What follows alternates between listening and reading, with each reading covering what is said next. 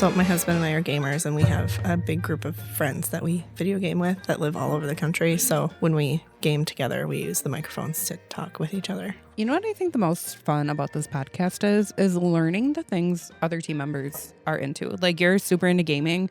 Chris was on here. He has like every Lego piece you can imagine and like sells them. Like, who would have thought?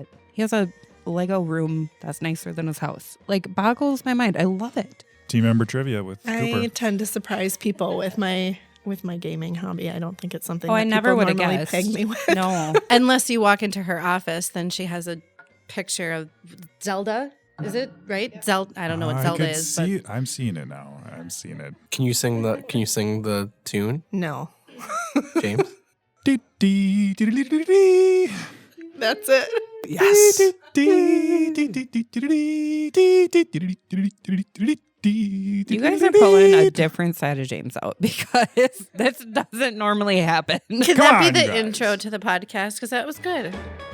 Before you two got here, we were talking about their favorite episodes that they've listened to. You can just admit that you haven't listened to them. That's all Why right. would you just throw us under the bus like that? It's what I do. It's what I do. There's opportunity. There's room to... So that we can be like, yeah, listen, because they're fun. Well, it brings up an interesting point because I was talking to a friend of mine, and yes, Cooper, I do have friends. And she was saying that she hasn't listened to Money Donuts yet because she's like, I don't want to listen to a boring financial podcast. And I was like, it's not boring. James has facts for you all the time. I want to do the TikTok that, do you want to hear my new favorite sound? I think it would make so much sense. But Melanie, who's new in our department, I told everyone they had to listen to the podcast. And she said, I never thought I'd be entertained listening to a financial podcast. And I said, yeah, because I'm funny. When Cooper looks for this, I'll ask you guys, I didn't warn you at all. What is a good donut that represents this episode for you? A good donut. Yeah, what donut would, like, if you had to pick a donut? No, there's a whole thing behind it. So if you had to pick a donut to represent this episode for you two, what would it be? Long John. I was just going to say the same thing. That's hilarious because that's the donuts I brought. That's perfect. Well, they've got the filling. No, I want the one with the thinking filling. Custard filling. The custard. I brought the ones with the custard filled filling. donuts are not my. I mean, I got myself an apple fritter, so Because that's what this podcast will be, filled with lots of goodness. okay, I'm here for it. Well, let's bite right into it. Do you guys want to introduce yourselves? My name is Alyssa Strukel, and I'm the mortgage servicing supervisor. And my name is Baylee Avery, and I am also a mortgage servicing supervisor.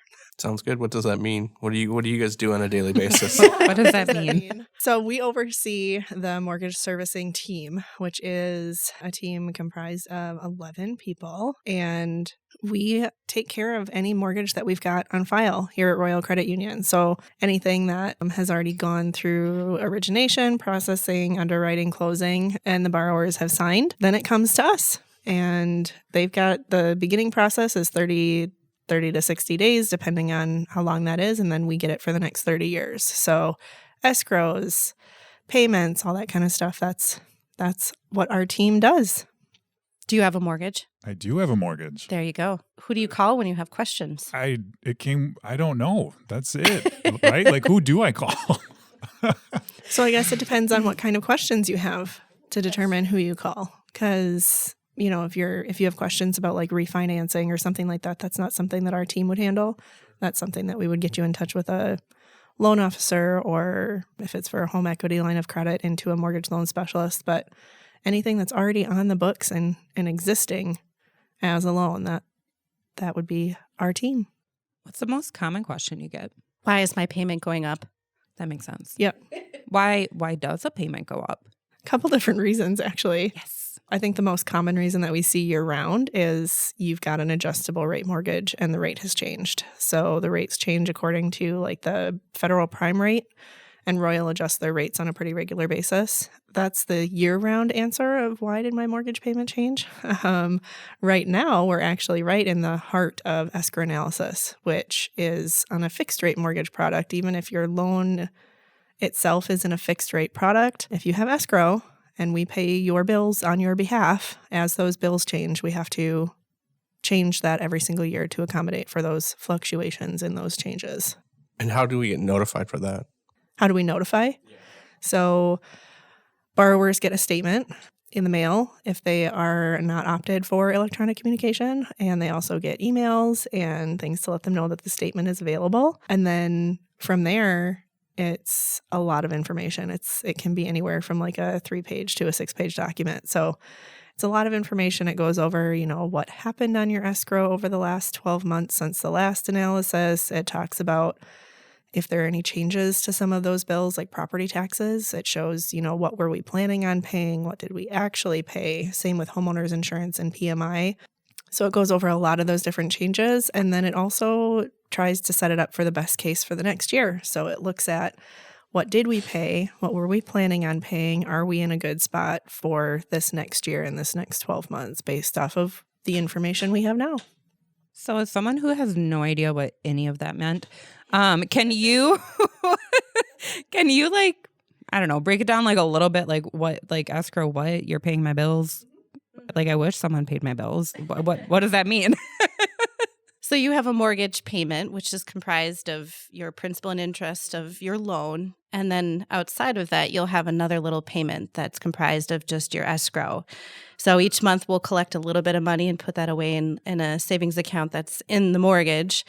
And it accounts for your homeowner's insurance bills, your tax bill, and then if you have private mortgage insurance, which is the insurance you have to carry if you don't have 20% invested in that loan. Gotcha. We'll collect a little bit of money from you each month with that mortgage payment. And then whenever it comes time for your homeowner's insurance bill, your premium, or your tax time is here and you have a bill due, we'll take care of it for a member on their behalf. What? Mm-hmm. Oh my gosh, here I am looking at like buying a house, which terrifies me, and being like, okay, so, I have to break that down in my budget, but you'll do it for me. How easy is that? We will do it for you. And that's the whole point of an escrow, is to try and make it as easy on people to budget and, incorporate it into what's the minimum you're going to pay us every month. And the great thing about escrows is it is an interest-bearing savings account that's attached to your mortgage. So any money that's in there that's in the black, you're getting interest on. And when we do our analysis each year, if there's any extra money above $50, we give it back to you. So we're not going to hold on to it if we don't see that there's a need to hold on to it.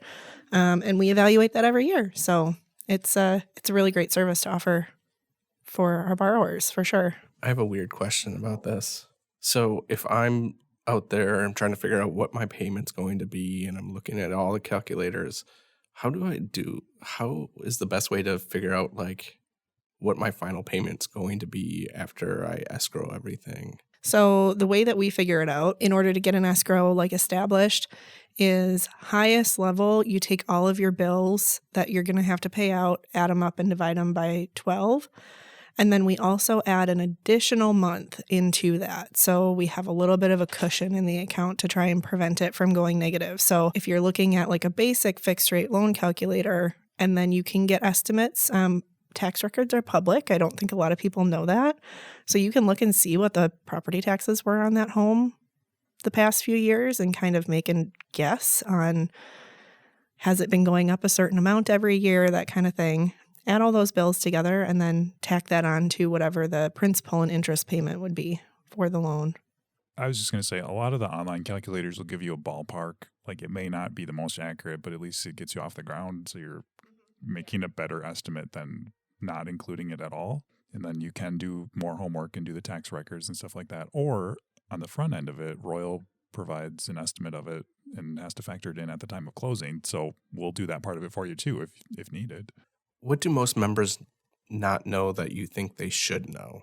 That their escrow payment's going to change. Okay. I think that's probably the biggest misconception that we get, especially for first-time homeowners that have never had an account anywhere before like this. You have a fixed rate mortgage, so the principal and interest portion of your mortgage payment is not going to change. Right. But that escrow does every single year. So I think that's probably the thing that, if I could share with the world, is even if you have a fixed rate mortgage, if we are paying for anything for you, your payment's going to change every year. Okay, that was my question. And another way to think about it is your homeowners changes every year. Your taxes change every year. So we have to change what we save for you to pay for those bills. I still love that I don't have to worry about it. Like, you take care of that. You're like, we need a little extra money. I'm like, cool, take it. Well, as a borrower, you do have to change your payment amount. Well, yeah. Right? So whatever payment method you're using, You have to go in and change it or ask us to change it for you at Royal. So the automatic payments, if it's set up with a Royal team member, so it's something that you had come into an office or worked with one of our servicing specialists for to set it up, and we can see it in our core system in our core. At escrow analysis time, we are able to, if your payment increases, adjust that payment to help with the ease of still continuing to make that scheduled payment for you. If it's set up in online banking, we can't see that, so we don't have the ability to change that for you. And then if your payment goes down, that we would need to do a new authorization. But there are certain types of automatic payments set up in the system where it's automatically set up to pay exactly what's due on the due date, and that always will be the correct amount, regardless of whether an analysis has happened. So just depends on the kind of automatic payment that you've got set up. Should we talk about PMI? We can talk about PMI. Oh, no. Everyone just sat up a little bit straighter. This is going to get real. What does it mean? Primary mortgage insurance? Close. It's called private mortgage insurance. I knew. I just took a course on mortgages. I did know that. It's in my notebook. And that's a good thing to touch on, too, because some borrowers, they hear insurance and they hear private mortgage insurance and then they hear homeowners insurance. And what's the difference between all of that terminology? James is already on top of this. I am on top of this. He's got all the information. I don't think we need to say anything. I think he can just... Well, you guys could probably explain it better from a first-hand perspective. So you have... Unless you want me to speak to it. No, that's okay. It might be fun to listen to it. See how wrong I am talking off the cuff. So I recently wrote an article about private mortgage insurance. So private mortgage insurance is the insurance that protects the lender from a default on the loan. If the borrower is not able to repay the loan, the protection is there to protect the bank or the credit union, the person that's giving you the money, not the borrower. That was very confusing for me when I was doing some research for this article. So there's a really neat thing about private mortgage insurance too, though, that I'd like to share. So a long time ago, when you wanted to buy a house, the only way you were ever going to get approved for a loan is you needed to have 20% down. And if you didn't have the 20% down, you were not going to be able to finance that house because no lender was going to go near it because the risk for the lender is too high. You know, there's chance if there was damage to the property, if it were to go into worst case scenario like a foreclosure, it's going to be bad. But what private mortgage insurance does is it allows us as a lender to look at you as an individual and say, yeah, you're creditworthy. We trust that you're going to make payments on time. But in order for us to maintain that we are managing our risk, we're going to require that we have this private mortgage insurance, which protects us as a lender for someone who doesn't have that 20% down. I'm a really good example of this. I only had like $5,000 when I bought my first house, and that wasn't even close to 20% on any house. So it was something really cool for my husband and I. We were able to buy our first home with a very little down payment, and we even have borrowers that do it with no down payment. So it makes home buying more accessible to the masses. So it sounds like it's this scary thing, but really what it's doing is it's opening it up for way more people to be able to buy a house. Is there any way to negotiate a lower PMI payment?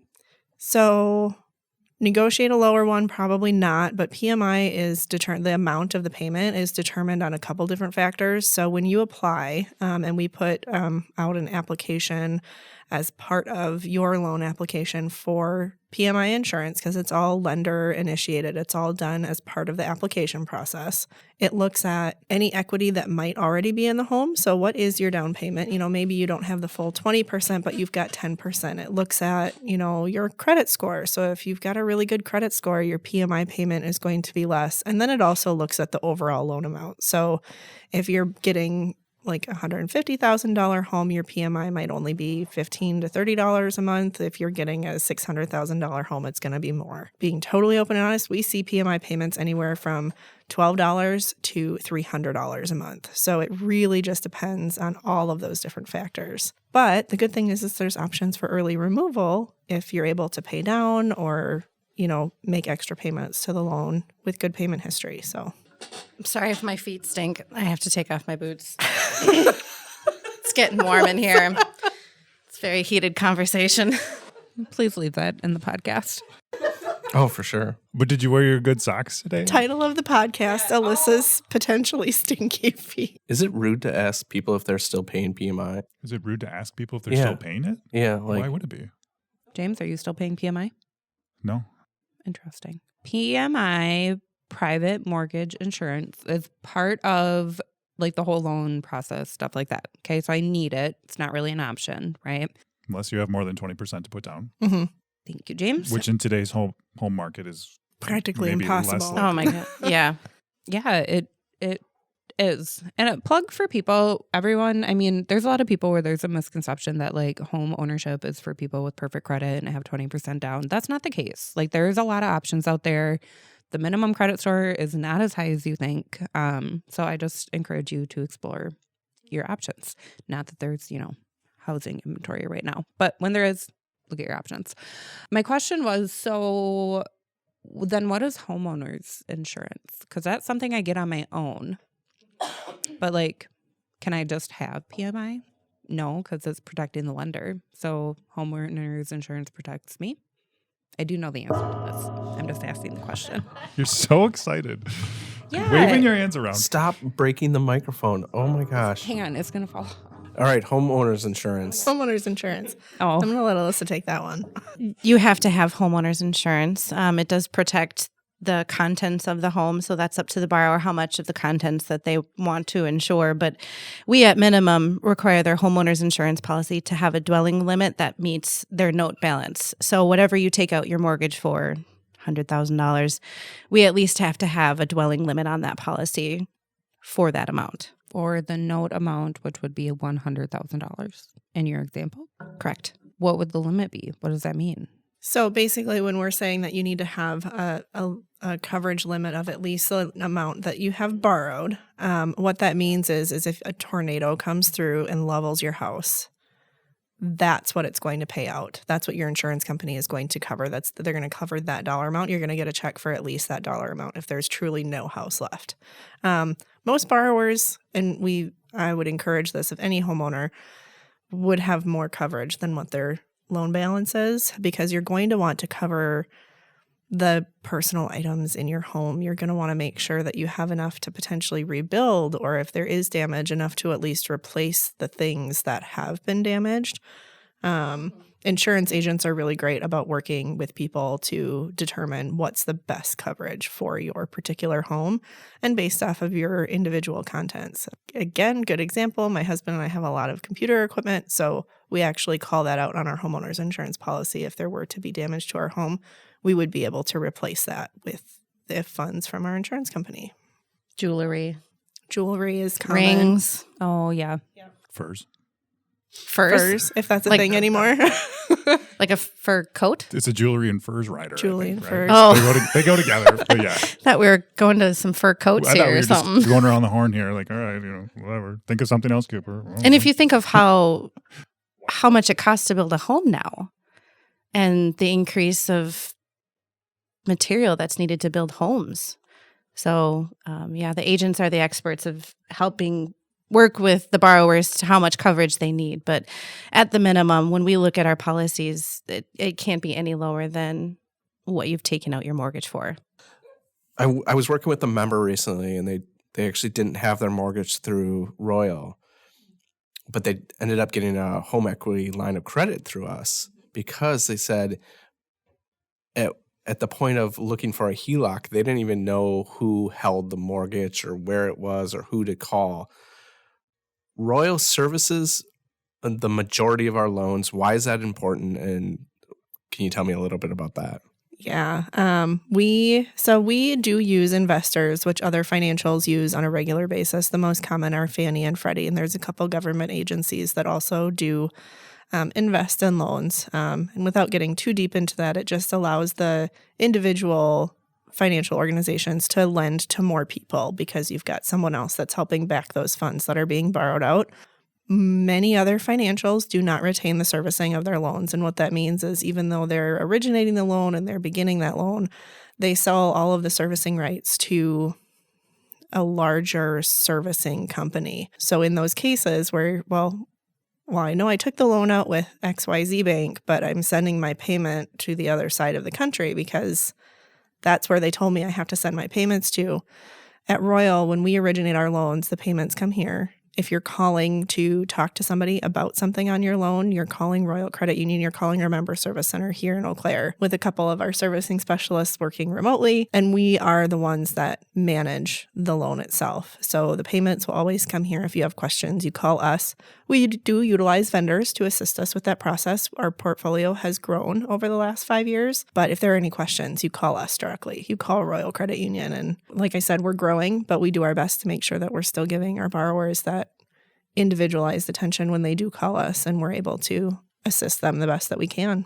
I think that's nice. You know, when you call in and you have confidence that you're talking to somebody who's also working and living in the same community as you are. So it allows us to give more compassion and understanding and just that trust factor that we're there to help them through the process, whatever it is. I was going to go into a whole looking for houses right now. Do you guys have any tips? Do you have any leads for me? Don't tell James. Don't buy a house next to that river there. Flood insurance, you don't want it. It's very expensive. I mean, it might be worth it if you really want that lakefront or riverfront property view. It might be worth it to you, but flood insurance is very expensive. Is it commonly required, or how does that get determined? So it gets determined from FEMA flood maps. If your house is built in a spot where FEMA has in the past recorded large amounts of flood activity, flood insurance is required on that. And there's like federal regulations for us to require flood insurance on those properties. So yeah, those policy premiums are pretty big.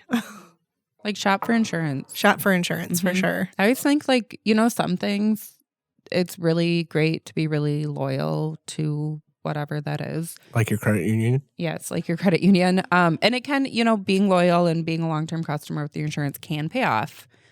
But it's okay to look around to make sure you're getting the best rate. And especially if you're working with an agent should be able to help you find a new company. If your premiums are too high, they don't always just shop for one company. Yeah, you beat me to it. I was just going to say that. You're talking about a broker, right? Is that what it is? I think you should just look around in your community for insurance agents and see what comes up. Or ask your neighbor.